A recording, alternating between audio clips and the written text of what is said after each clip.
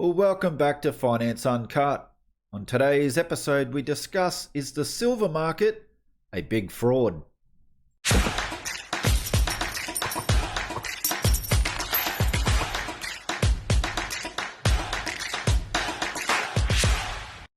So it seems there's a lot of fraud going on in the silver market. John Adams calls it a Ponzi scheme. Those of you who don't follow John Adams, see his Twitter handle there, follow him. He is absolutely on a charge to destroy the fraud that's happening in the silver market. In fact, he's holding no prisoners. He's now going after Peter Schiff and others who he now calls controlled opposition. So if you're doing the wrong thing in the gold and silver market, be sure that John Adams will find you out and you'll have nowhere to hide. Yeah, in this tweet, he says, breaking, the Reserve Bank of Australia has revealed to me via an email that as of 30th of June 2020, it had leased 13 tonnes of gold and swapped 11 tonnes of gold. This is over $1 billion, and apparently the physical gold does not move. Ponzi scheme, anyone. And this is the whole, whether it unallocated or leased or, it's just, once again, it's all about trying to hide inflation, in my opinion. And I've got a video coming up shortly about the Fed trying to hide inflation, or central banks in general trying to hide inflation. And this is one of the ways they do it. However, I've got proof that they are doing that. And yeah, so stay tuned to another video. By the way, if you like this video, don't forget to hit that like button. Apparently it helps the algorithms. And if you haven't yet subscribed, hit the subscribe button and notification bell so you get all my videos moving forward. Now, John Adams isn't the only person who thinks that there's fraud in the silver market, that there's a big Ponzi scheme. Vince Lanci from Echo Bay Partners is another one. Let's check out a video from Vince. Social media chatter about a silver shortage should be treated with a healthy dose of skepticism. This was the statement issued by the Perth Mint, Australia's Perth Mint, back in March, when there was online chatter that the Mint was having trouble fulfilling physical redemption from their unallocated or certificate program. It's now April and the rumors have not abated. In fact, they've grown and spread outside of the Perth Mint to other mints, to bullion dealers. And joining me today to talk about unallocated accounts is Vince Lanci. He is the founder of Echo Bay Partners, also a frequent contributor to Zero Hedge. Vince Lanci, good to see you. Good to be seen. Thanks, Danny. So I just want to start by saying we're not here to investigate, the Perth Mint and whether they're right or wrong, or whether there's truth to the rumors.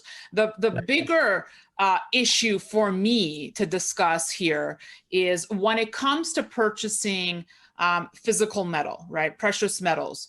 Are you best buying physical and taking delivery versus looking to a storage account, unallocated pool, whatever you want to call it? So that's what I want to discuss with you today. It's a big topic, but I think it's an important one, right, Vince? Timely. Sure.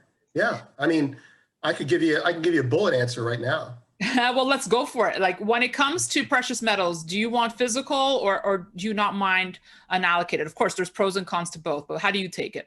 Right. Well, first of all, just to get out of the way, there's a price to do everything. So if you're doing unallocated metal, then if there's a discount of enough price, if there's enough of a deal, you would do it. But I think what people need to hear is this. If you're using zero leverage in your investments in physical metal, then why would you store it anywhere else except for yourself? If you're using leverage, the amount of leverage you use should be commensurate with the amount of risk you take. Meaning, when you use leverage on an account, the other counterparty has risk. So, maybe you can't make the margin call. So you're using leverage, that's protecting you on an unallocated account. Everything else has to be allocated. What I'm getting at is if you're not using leverage, why wouldn't you just take it? I want to ask you this, because I just continue reading the statement from the Mint. They said, while the Perth Mint is currently experiencing increased demand for its products and services, customers can still invest in leading Australian silver bullion coins and in pool allocated or unallocated silver via our depository. So basically, the mints are having trouble fulfilling demand. Okay. Right. Do you buy that narrative? There are a couple factors that really matter. One is, and we can touch on this if you want to, but this started in March 2020, not last March. And the actual dealers and mints, they're having a problem because, and you're speaking specifically about silver, yes, demand is up. Yes, they're having a hard time fulfilling it in the forms that are being asked for. You know, the Spider-Man commemorative coins, you could probably get as many of those as you want, but that's not what people want. So it's the form that's causing the problem. I'm not saying there isn't a disproportionate amount of demand and that there really is kind of a run on the fractional reserve banking mentality of silver. But I am saying that if you want 1,000-ounce bars, and that's what everyone wants, and they only have 330-ounce bars or whatever they are, then you're going to have a refining issue, and you're not going to have enough metal on hand. So when you go to the Perth Mint or any other mint and you say, you know, I want, Australian coins, and they don't have them, then they'll try and give you something else. And if not, you have to wait. So it's a matter of form and venue that is the problem. But there is going to be a bigger problem, I think. Okay, I want to know from you, do you trust that behind every certificate, account, pool account, there's silver to back it for every client? No, I don't. I would say that before there was a perceived problem. If you look at how firms have been operating with their accounting procedures for the last, I don't know, 20, 30 years, there's a scandal that pops up every 3 months. I do not think that the intention is to defraud people, but I do think that counterparty risk and sloppy accounting or bad accounting or robbing Peter to pay Paul have been endemic in certain industries that aren't profitable enough to pull a lot of metal out of the ground. So I'm not saying that this dealer's bad or that mint is bad. I'm saying there are going to be problems. There are going to be errors, and whether it's errors or cover-ups from the previous administration that runs a company. But I don't think I can say very confidently that you don't have a one-for-one correlation with silver that's available. So John has been exposing this. More evidence is emerging from the Perth Mint about 1,000-ounce silver bars from China. Perth Mint should be honest with customers that they are being supplied with Chinese refined bars. Also, why should clients pay $1,000 for an already fabricated bar? Now, he's getting a lot of emails from clients who are requesting their unallocated to be allocated, fabricated, and sent to them. And they're getting these Chinese bars, and they're paying huge sums to have them fabricated. So what is going on there? So this is a email that John got. Hi John, just listened to your talk. RE Perth Mint took delivery today of 9,000-ounce silver bars after your talk. Checked bars only. 4 of them have Perth Mint stamp. The others are out of China. We'll phone them first thing in the morning. I paid $1,000 each for fabrication. As I said, John is now going after Peter Schiff.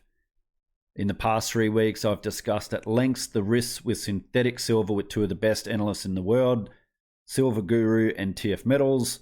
Both men state that unallocated, pool allocated, and ETF schemes are run on a fractional reserve basis.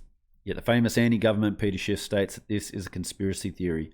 It is ironic that Schiff blasts the institution of government on every podcast, and yet he is willing to implicitly trust the Perth Mint and the socialist WA government. Now, whether you like John Adams or not, the guy goes hard. When he sees something that's wrong, that's dodgy, he goes hard. And he believes that that silver is being manipulated, that it's run on a Ponzi scheme or a fractional reserve scheme, whether it's the ETF or unallocated and pool allocated. I think there's a heck of a lot of truth to that, and I think you all know that. Not sure what's going on with Peter here. I did listen to his podcast where he tried to say that, it's that they've got it, they're holding it there. I'm not too sure. Not too sure about that. So anyway, whether it's this, whether it's the futures market, you all know that it is BS, that it's been manipulated. And there's a reason why it's manipulated, and I'm going to share that on my next video. The Fed is trying to hide inflation. And why are they trying to hide it? Because, and how are they trying to hide it? I'm going to share that in the next video, and it really will explain everything that's going on, the truth behind everything. So stay tuned for that, folks. Once again, love to see your thoughts in the comments below. Do you think that the silver market is a fraud? Do you think it's run on a fractional reserve, Ponzi scheme type basis? And do you think that ultimately it's going to be broken? I do. I think that it's going to be broken. When? Not sure. I can't see it lasting years. I could see it lasting months, but I can't see it lasting years. But love to see your thoughts. Don't forget to hit that like button, hit the subscribe button, notification bell, all those things. Thanks, guys. Take care, and I'll see you again on another episode of Finance Uncut.